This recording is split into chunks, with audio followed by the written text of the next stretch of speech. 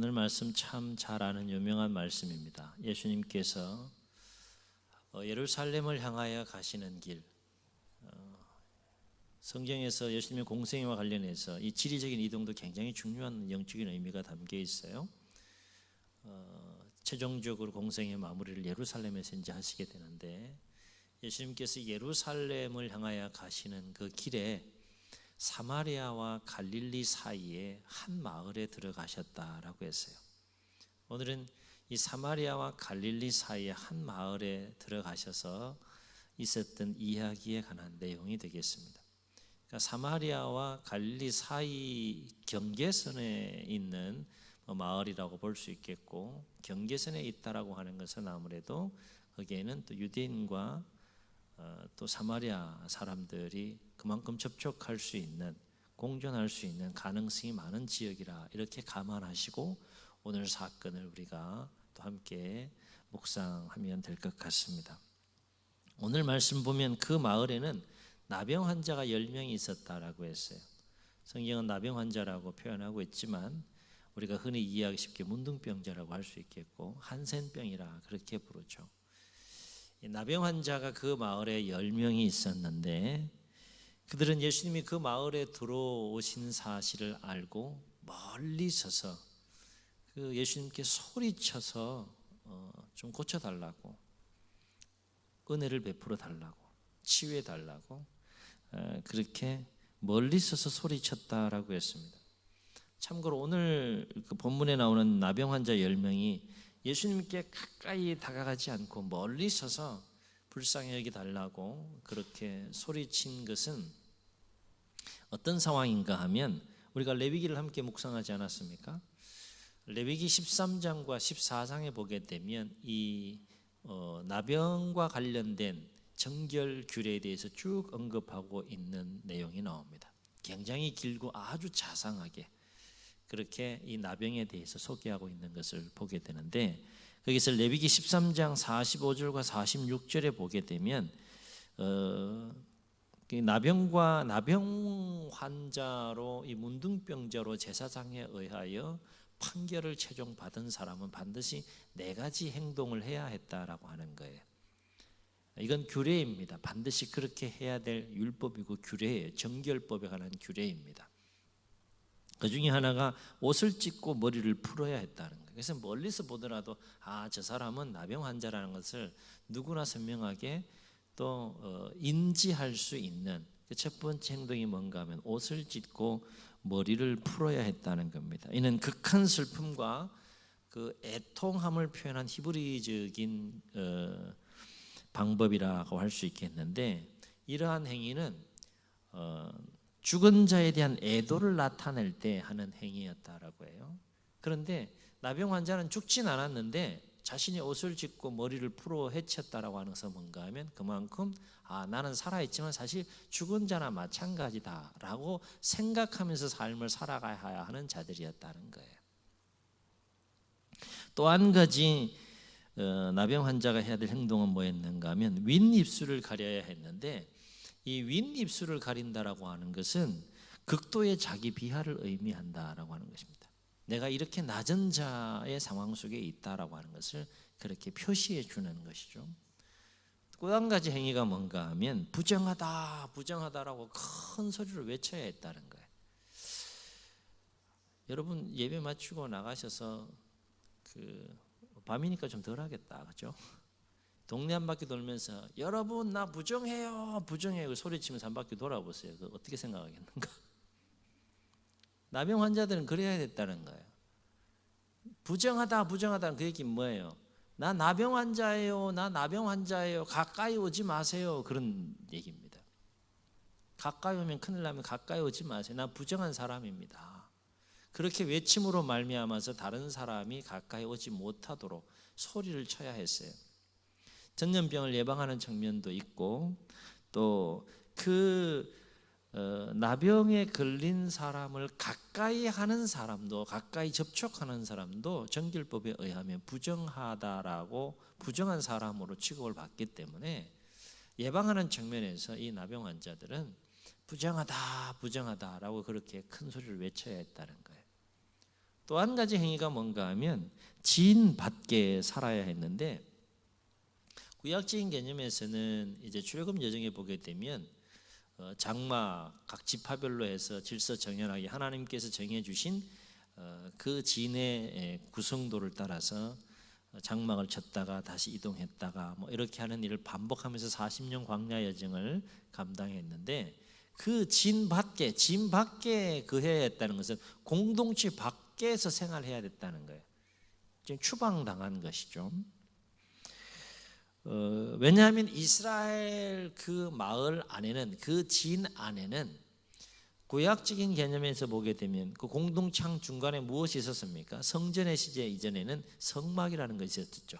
공동체 중심에 누가 계신 거예요? 거룩하신 하나님이 계시기 때문에 거룩하신 하나님이 계신 그 공동체 안에는 부정함을 입은 이 나병 환자들은 결코 그 공동체 안에서 같이 생활할 수 없었다는 거예요. 그래서 공동체 밖에서 생활을 해야 했다라고 하는 것입니다. 그래서 오늘 10명의 나병 환자들은 멀리 서서 예수님의 긍휼을 구하며 소리쳤다라고 하는 이유가 바로 여기에 있다는 것이죠. 그러고 보면 이 나병 환자로서 삶을 살아간다는 것은 육체적인 질병으로 인한 고통도 있지만 그것보다 더한 이 정신적인 이 고통이 얼마나 더 큰 나날의 삶을 보내야 했는가 라고 하는 것을 우리가 생각해 볼 수 있습니다. 그런데 14절을 보면 예수님은 그들의 소리를 듣고 어떻게 했다 했습니까? 외면하지 아니하시고 불쌍히 여기셔서 그들에게 10명 모두에게 은혜를 베풀어 주시는 장면이 나오는데, 주목할 것은 예수님은 평상시에 일반적인 우리가 생각하는 방법대로 직접적으로 그 질병을 고쳐주시지 아니하시고 질병에 대한 그 치유의 몫을 그들의 믿음에 맡기시는 모습을 보게 됩니다. 그냥 불러다가 말씀하셔서 바로 치유해 주시면 되는데 그렇게 하지 아니하시고 예수님이 하셔야 할 몫과 또 그들이 치유를 위해서 해야 될 몫을 남겨두시면서 최종적으로 나병으로부터 10명의 그 나병 환자들이 자신의 그 질병으로부터 치유함을 받기 위해서는 그들이 해야 될 믿음의 영역이 있었는데 그 부분을 그들에게 맡기시고 넘기시는 차원에서 치유하시는 예수님의 모습을 보게 돼요. 그래서 14절을 보면 예수님은 10명의 나병 환자들에게 뭐라고 말씀하시는가 하면 이렇게 말씀하시죠. 가서 누구에게 보이라는 겁니까? 제사장에게 너희 몸을 보이라. 그러니까 수요일날 우리가 레위기를 묵상하게 되면 신약 성경을 이렇게 이해하는 데 굉장히 좋습니다. 가서 제사장에게 내 몸을 보이라고 하는 것은 어떤 의미가 담겨 있는 겁니까? 무슨 뜻인가 하면 레위기 13장과 14장에는 나병에 대한 제사장들의 그 역할에 대해서 어떤 역할을 해야 되는지 자세하게 아주 기록해 놓고 있는 부분이 레위기 13장과 14장인데, 오늘 말씀과 연결해서 생각해 보게 되면 요즘식으로 말하면 구약의 제사장들은 어떤 역할을 해야 됐는가 하면 의사와 같은 역할을 해야 했다는 거예요. 이를테면 사람이 공동체 가운데서 질병에 걸리면 그것이 어떤 질병인지를 정확하게 진단하고 판단하고 진찰하는 그 역할을 할 뿐만 아니라 그 질병이 깨끗하게 나았는지 안 나은지를 최종 판결하는 역할까지 이 제사장들이 구약에서는 해야 했다는 겁니다. 나병에 딱 걸렸으면 이것이 나병인지 단순 피부병인지 누구의 판결을 받는 겁니까? 제사장의 판결을 받는 거예요. 그리고 그 나병으로부터 깨끗함을 받았을 때 최종적으로 완치 판결을 누구로부터 받아야 되는 겁니까? 제사장을 통해서 최종적으로 완치 판결을 받아야 되는 거죠. 그래서 예수님께서 가서 너희 몸을 제사장에 보이라고 하는 건 뭡니까? 믿음으로 지금 예수님께서 선포하시는 거죠. 현재는 완치되지 않았지만 완치된 너희 몸을 제사장에 가서 보이라, 이런 의미로 지금 예수님께서 말씀하고 계시는 것을 보게 됩니다. 그런데 여기서 주목할 것은 나병 환자가 제사장에게 그 몸을 보이기 위해서는 질병이 온전히 치유된 상태에서 최종 판결을 받기 위해서 자기 몸을 제사장에게 보이러 가야 하는데, 지금 예수님은 나병 환자들이 어떤 상태에 놓여 있는 가운데서 이렇게 말씀하신 겁니까?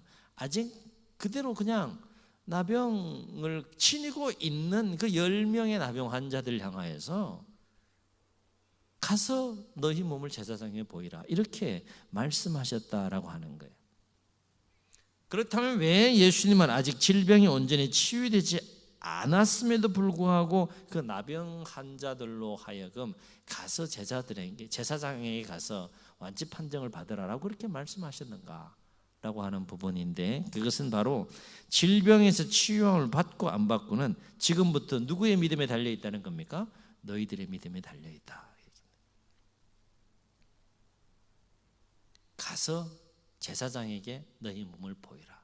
가서 그 말씀에 순종해서 제사장에게 몸을 보이게 되면 뭐 어느 상황이 되었든지 간에 어쨌든 최종적으로 그 나병으로부터 치유함을 받을 것이라고 하는 분명한 말씀을 예수님께서 10명의 나병 환자들에게 지금 말씀하고 계신 것이죠. 그런데 14절 하반절을 보면 그들이 이러한 예수님의 말씀을 듣고 어떻게 반응했다라고 했습니까? 어떻게 반응했다라고 했어요? 아니 그냥 그 자리에서 고쳐주시면 되는데 전혀 뭐 몸에 변화는 없어요. 치유에 대한 뭐 어떤 조짐이나 뭔가 아주 뭔가 이렇게 건강한 에너지나 뭐 이런 것들을 받고 야 뭐 몸이 좀 좋아지는 것 같다 뭐 이런 거 전혀 느낀 것도 없이 여전히 그냥 예전과 똑같이 나병의 질병 그 상황 속에 그대로 있는데 지금 예수님께서 뭐라고 말씀하시는 거예요? 그 상태로 그냥 가라는 거예요. 제사장에 가서 너희 몸을 보이라라고 하는 것이죠. 그런데 놀라운 사실은 14절 하반절을 보면 그 10명 모두가 예수님의 말씀을 듣고 어떻게 반응했다고 했습니까? 성경은 이렇게 기록해요. 그들이 가다가 무엇을 받았다? 깨끗함을 받았다 그랬어요.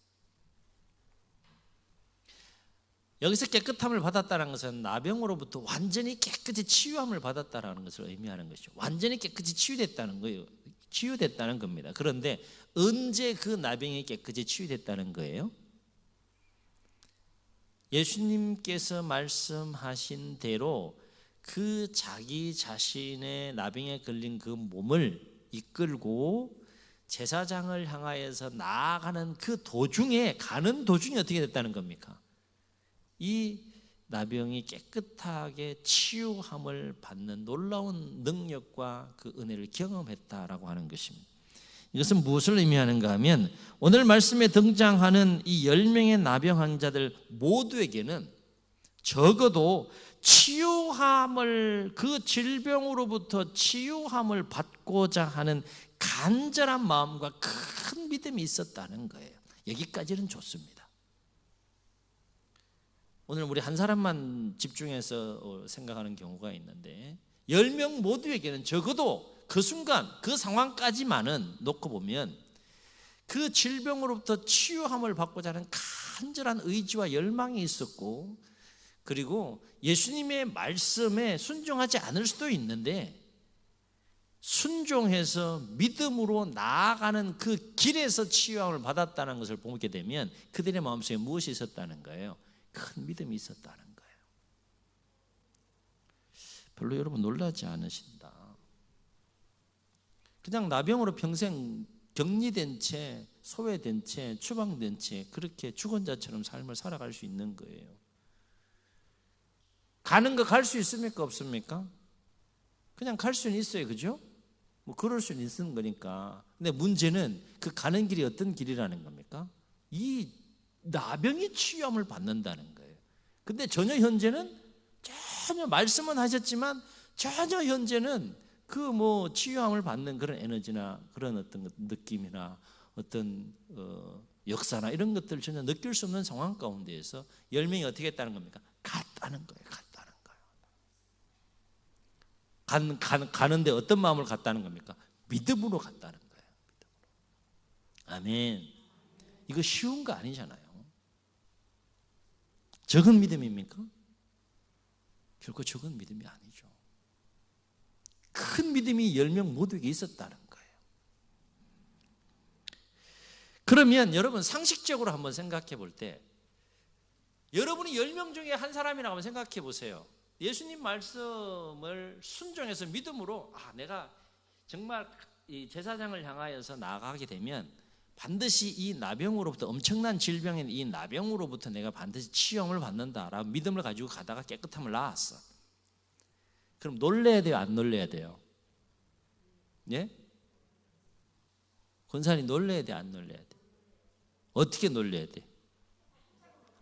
깜짝 놀래야 돼, 깜짝. 이래야 재밌지, 그죠? 깜짝 놀래야 돼, 깜짝.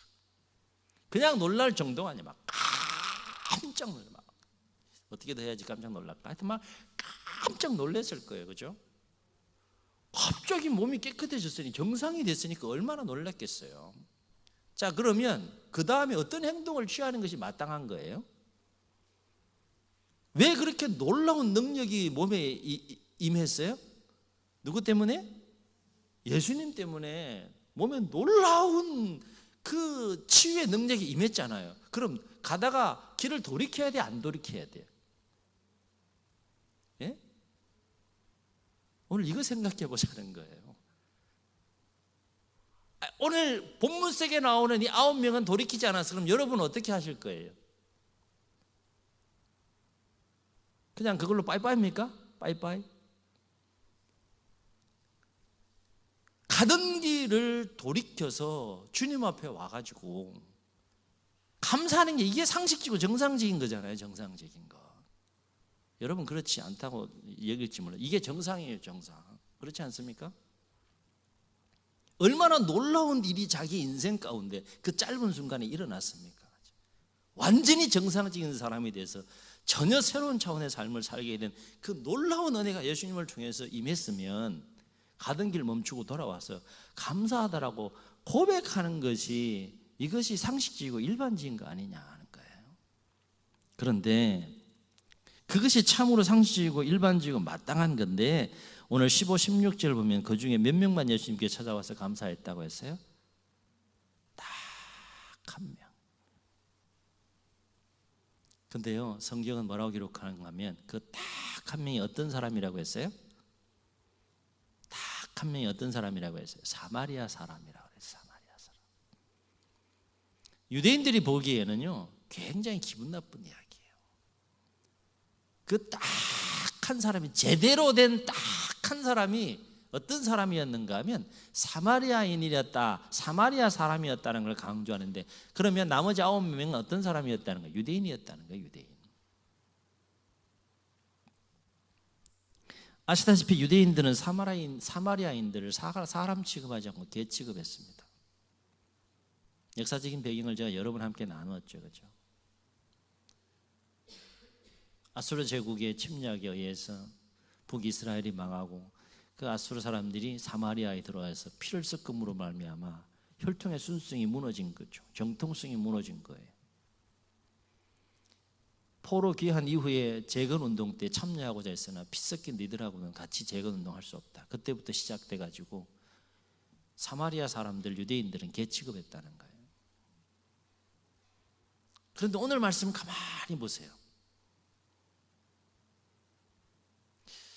자기들이 사람 취급하지 않고 개 취급하는 이 사마리아 그 한 사람 봐도 못한 행동을 지금 누가 하고 있는 거예요? 제가 강대상에서 차마 리얼하게 표현할 수 없어서 이렇게 돌려서 표현하는 거예요. 자기들이 개 취급하는 그 사마리아 한 사람보다 못한 행동을 지금 유대인들이 지금 하고 있는 거예요. 굉장히 부끄러운 모습이죠. 그래서 17, 18절에 보게 되면 주님은 엄청난 주님의 은혜를 받고도 감사할 줄 모르는 그 9을 가리켜서 이렇게 책망을 합니다. 우리 17, 18절 한번 보시겠습니다. 10사람이 다 깨끗함을 받지 아니하였느냐? 그 9은 어디 있느냐? 이 이방인 외에는 하나님께 영광을 돌리러 돌아온 자가 없느냐? 라고 책망하세요. 이 얘기는 뭔가 하면 예수님이 보기에도 참 기가 찰 일이라는 거죠. 기가 찰 일이라는 거예요. 그렇다면 왜 그 9은 그토록 엄청나고 어마어마한 주님의 은혜와 능력을 입었음에도 불구하고 주님께 나와 감사하지 않았을까? 여러 가지 이유를 생각해 볼 수 있겠지만 한 가지 분명한 사실은 뭔가 하면 그들은 그들 자신을 위해 은혜를 받고자 하는 간절한 열망과 믿음은 충만했을지 모르지만 그 다음 여러분 잘 들으셔야 돼요. 정작 받은 은혜에 대하여서는 감사할 줄 모르는, 받은 은혜에 대해서는 감사할 줄 아는 신앙이 없었다는 거예요. 받고자 하는 은혜를 자기들이 필요로 하는 그 받고자 하는, 주님으로부터 받고자 하는 은혜에 대한 그 사모하는 마음과 열망과 믿음은 충만했지만 그 은혜가 임했을 때 받은 은혜에 대하여 감사할 줄 아는 신앙이 없었다는 거예요. 그래서 감사할 줄 모르는 9명은 그들이 받은 은혜에 대한 놀라움과 그들이 받은 은혜에 대한 기쁨에 도취되어서 정작 그 놀라운 은혜와 능력을 베풀으신 주님을 망각하는 모습을 오늘 말씀을 통해서 보게 됩니다. 오직 그들의 관심은 받을, 자기들에게 필요한 받고 싶은 은혜, 거기에 온통 집중하고 거기에 도취가 되어서 그 은혜와 능력을 베풀으신 주님을 망각하게 되는 이런 9명의 그 유대인의 모습을 보게 되는 것이죠. 그러니까 그들은 은혜 받기 전에는 그들에게 필요한 은혜를 받는 일에 정신이 팔렸고, 은혜를 받은 후에는 은혜 받은 그새만 온통 정신이 팔려서 정작 그 은혜를 베풀어 주신 주님을 망각하며 그 은혜에 감사할 줄 몰랐다라고 하는 겁니다. 이 포인트 굉장히 중요한 포인트죠.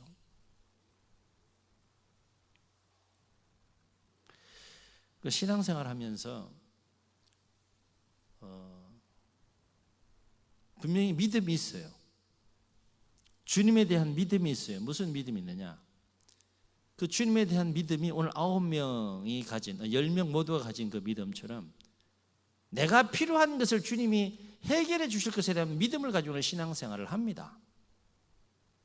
그것도 간절함으로, 간절한 믿음을 가지고, 큰 믿음을 가지고 기도도 하고 간구도 하고 예배도 드리고 신앙생활을 합니다. 그래서 하나님께서, 주님께서 내가 필요로 하는 그 은혜를 부어주시고 능력을 부어주셨을 때 그 이후 우리는 어떠한 태도를 취해야 되느냐, 오늘 이 부분에 대해서 예수님께서 지금 말씀하고 계시는 것이죠. 그런데 오늘 말씀에서 우리가 한 가지 더 주목할 것이 있어요. 그것은 뭔가 하면 받은 은혜에 대하여 감사할 줄 아는 자와 감사할 줄 모르는 자는 각자가 누리는 은혜의 분량이 다르다는 거예요. 깨닫는 은혜가 있기를 주의 이름으로 축원합니다. 똑같은 은혜가 10명에게 임했지만 오늘 10명, 9명 대 이 한 명을 놓고 비교해 보게 되면 분명히 똑같은 은혜가, 능력이 그들에게 임했지만 결과적으로 볼 때 각자가 누리는 그 은혜의 분량에는 달랐다는 거예요. 분량의 차이를 만들어낸 그 결정적인 그 행위가 뭡니까? 감사하느냐, 감사하지 않느냐, 여기 있었다라고 하는 것입니다. 이를테면 오늘 은혜를 받고도 감사하지 않은 9명과 감사한 1명을 비교해 보게 되면 9명은 그저 받은 은혜만 누렸다라고 하는 것이죠. 받은 은혜라는 게 뭐예요? 나병에서 치유함을 받는 그 은혜만 그들은 누렸어요. 그것도 적은 은혜는 아닙니다. 그죠? 엄청난 은혜인 것이죠. 그런데 감사한, 주님께 돌아와서 하나님께 영광을 드리고 감사한 사마리아인 이 한 사람이 누린 은혜를 보면 그는 감사함으로 더 풍성한 은혜를 누리는 것을 볼 수 있어요. 오늘 말씀에서 두 가지 풍성한 은혜를 우리가 발견할 수 있는데, 하나는 뭔가 하면 감사함으로 받은 은혜가 더 풍성해지는 것을 볼 수 있어요. 9명에게서는 볼 수 없는, 이 사마리아인에게서만 볼 수 있는 더 풍성한 은혜가 뭔가 하면 감사함으로 이미 받은 그 은혜가 더 풍성해지는 그 은혜를 지금 누리는 것을 볼 수 있게 되는데, 15, 16절을 보게 되면 이 사람은 자기가 낳은 것을 보고 어떻게 했다 했습니까? 큰 소리로 하나님께 영광을 돌렸다라고 했어요. 여러분 잘 주목해 보세요. 어떤 소리로? 큰 소리로 하나님께 영광을 돌렸다고 그랬어요. 이 얘기 뭡니까? 그만큼 이미 그 은혜의 분량이 그만큼 커진 거예요. 커진 거.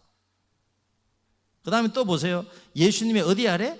발 아래 엎드려 감사하는 모습을 볼 수 있는데, 예수님의 발 아래 납작 엎드려서 감사한다라고 하는 것은 그만큼 뭐예요? 이 사마리아인의 마음속에는 은혜의 분량이 그만큼 더 풍성해져 있기 때문에 내가 최대한 낮출 수 있는 데까지 낮추어서 감사하겠다는 거예요.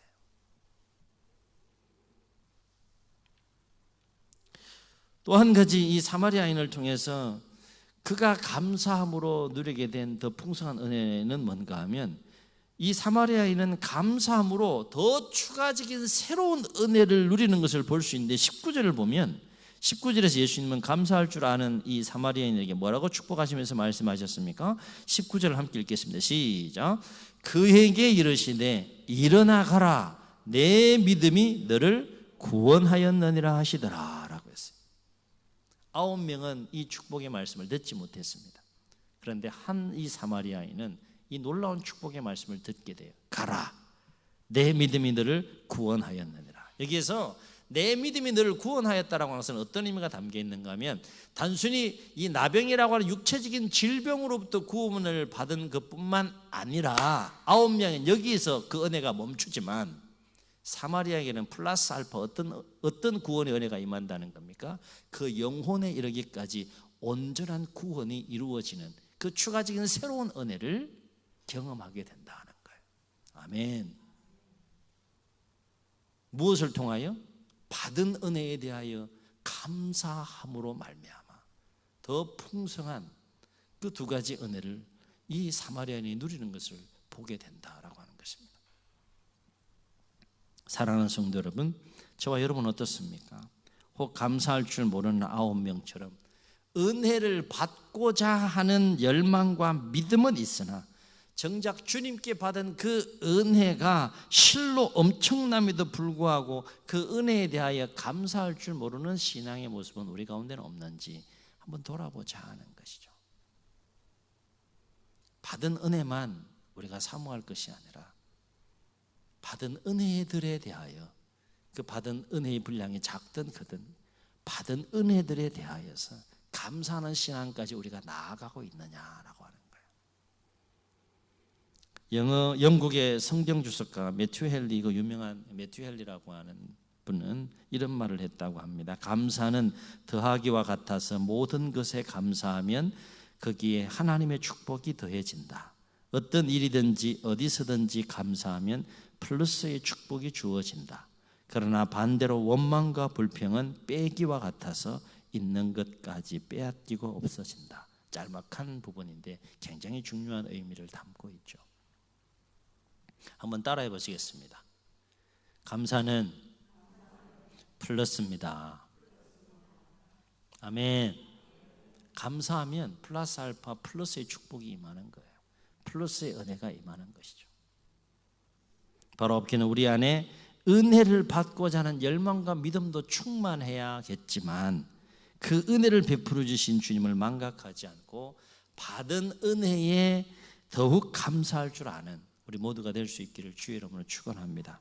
그래서 감사하는 여러분의 심령과 삶 속에 받은 은혜보다 더 풍성한 은혜가 임하고 더 추가적으로 새로운 은혜가 임하는 가운데 이후의 생애와 삶을 또 하나님의 축복 속에 살아갈 수 있기를 예수님의 이름으로 축원합니다. 축원합니다. 우리 말씀을 기억하시면서 우리 찬송가 301장 함께 찬송하시고 한번 기도하겠습니다.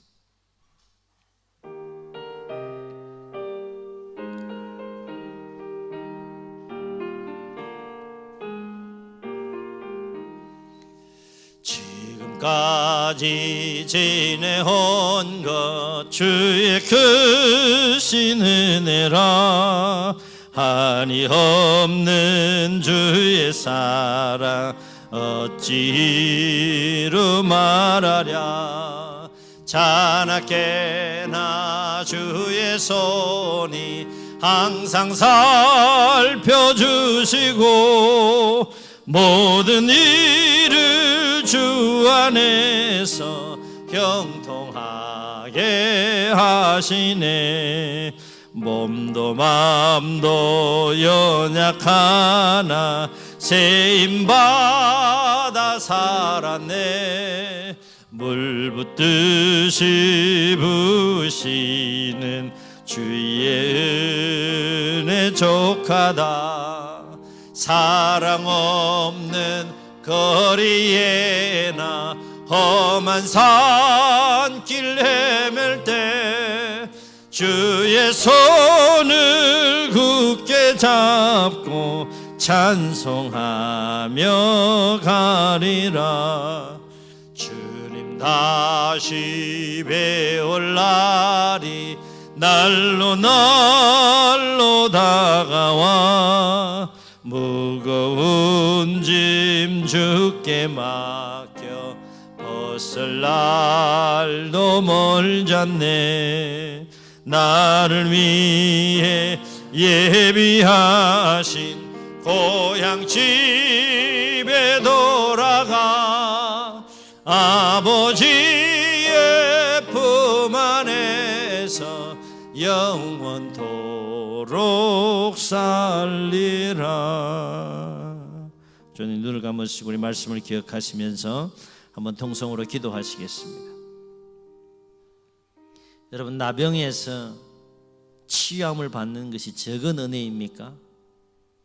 적은 사랑이고 적은 축복입니까? 엄청나고 어마어마한 일이 그들의 몸과 삶 가운데 일어났음에도 불구하고 10명 중에 단 한 명만이 주님께 돌아와서 하나님께 영광을 돌리고 감사했다라고 했습니다. 감사하는 자와 받은 은혜에 대하여 감사하지 않는 자의 그 은혜의 분량은 실로 엄청나게 다름을 오늘 말씀을 통하여 다시 한번 깨닫습니다.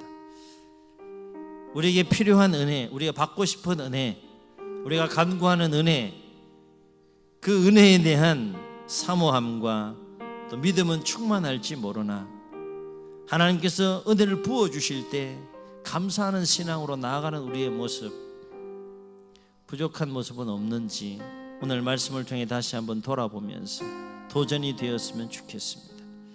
유대인들이 사람 취급하지 않았던 그 사마리아인이 오히려 하나님 보시기에 인간다운 참 사람다운 모습으로 주님 앞에 나와서 영광을 돌리고 감사하는 그 모습, 그것이 우리가 취해야 될 은혜 받은 하나님의 자녀와 백성으로서 마땅히 취해야 될 삶의 자세이고 삶의 태도이고 삶의 내용이 되어야 되지 않겠습니까? 주여, 심히 우리의 삶을 돌이켜볼 때에도 심히 큰 하나님의 은혜가 날마다 임하고 있음에도 불구하고 우리 9명의 유대인들처럼 그렇게 신앙생활하고 있는 모습은 없는지요? 다시 한번 돌아보게 하시고 하나님께서 부으신 그 은혜에 대하여 감사함으로 나아갈 수 있는 사마리아인과 같은 믿음과 신앙이 우리 가운데 새롭게 회복되게 하시고 넘쳐나게 도와 주시옵소서. 이런 마음 가지고 말씀을 기억하시면서 주님 새 음 부르시고 통성으로 기도합니다. 주여.